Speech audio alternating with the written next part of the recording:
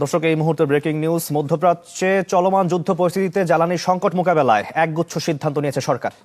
সরকারি বেসরকারি অফিস চলবে সকাল 9টা থেকে বিকেল 4টা, আর ব্যাংক খোলা থাকবে সকাল 9টা থেকে বিকেল 3টা পর্যন্ত।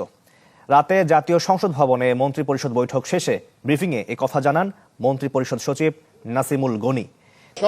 সকল ধরনের মার্কেট 6টার পরে কোনো মার্কেট চলবে না। দোকানপাট যে বললাম 6টার সময় বন্ধ হয়ে যাবে সব। জি, 6টার থেকে।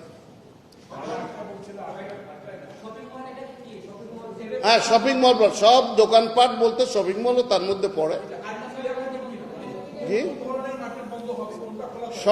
সকল ধরনের মার্কেট 6টার পরে কোনো মার্কেট চলবে না। খাবার দোকান, ওষুধের দোকান, এইরকম জরুরি যেটা অত্যাবশ্যক সবার সবসময় যা থাকে সেগুলা খোলা থাকবে আগামীকাল।